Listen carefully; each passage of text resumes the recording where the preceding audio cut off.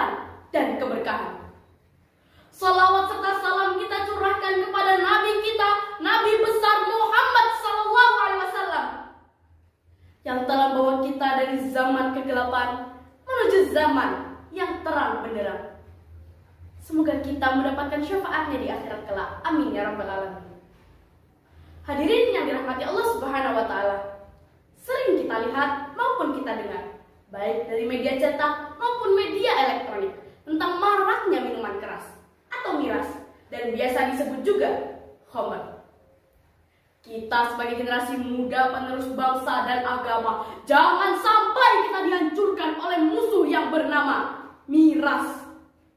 Berapa banyak para pemuda kita yang rusak moralnya gara-gara miras.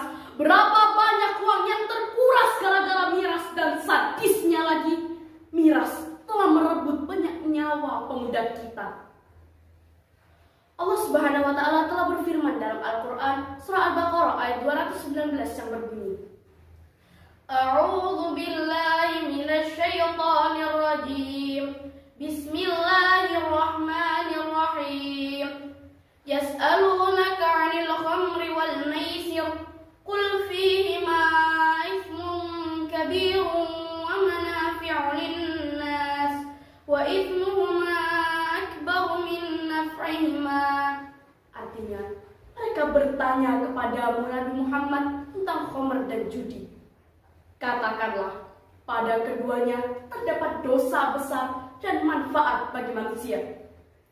Akan tetapi, dosa keduanya lebih besar daripada manfaatnya.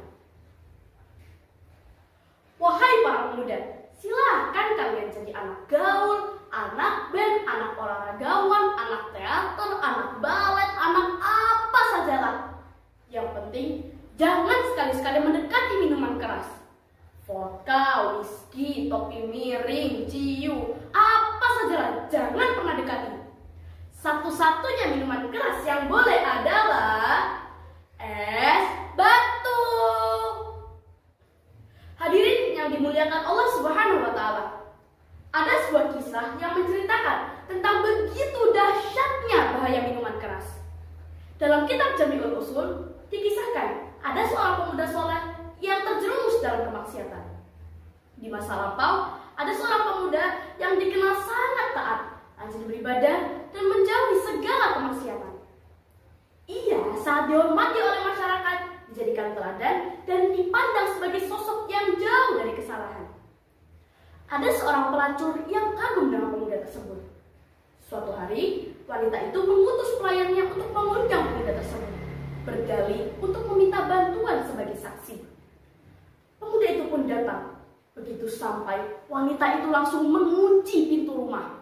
Di sisi wanita tersebut terdapat segelas arak dan seorang anak kecil. Lalu wanita itu pun berkata, "Engkau tidak akan bisa lepas dariku sebelum engkau minum segelas arak ini, atau engkau berzina denganku, atau engkau membunuh anak ini. Jika engkau menolak, maka aku akan berteriak bahwa engkau telah memasuki rumahku. Siapa yang akan percaya kepadamu?" Setelah berpikir keras, akhirnya pemuda itu pun berkata, "Baiklah, aku tidak akan pernah mau melakukan perbuatan keji atau bahkan membunuh seseorang." Pemuda itu pun mengambil segelas arak karena ia berpikir bahwa dosanya lebih ringan daripada yang lainnya. Pemuda itu pun meneguk arak tersebut. Satu tegukan menjadi dua, dua tegukan menjadi tiga, dan ia terus meminta tambahan lagi. Pemuda itu pun mabuk. Pengaruh khamr telah merusak akal sehatnya, dan ia tak lagi mampu mengendalikan dirinya. Dalam keadaan mabuk berat, ia terjerumus lebih dalam. Ia tergoda untuk berzina dengan wanita tersebut, dan tak lama kemudian ia melakukan perbuatan keji lainnya, yaitu membunuh anak kecil tersebut.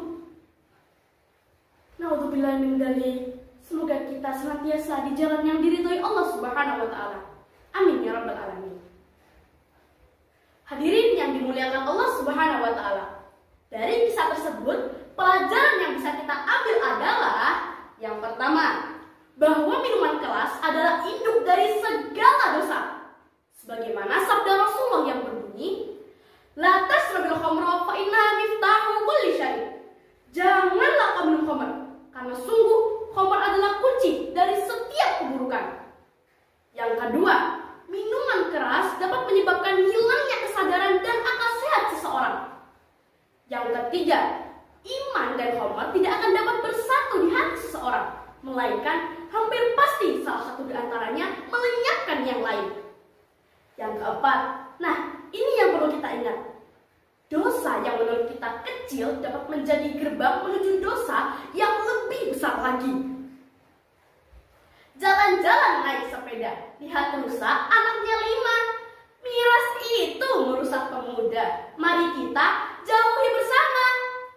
Ungdur makola, wala tangdur makola. Lihatlah apa yang disampaikan. Jangan lihat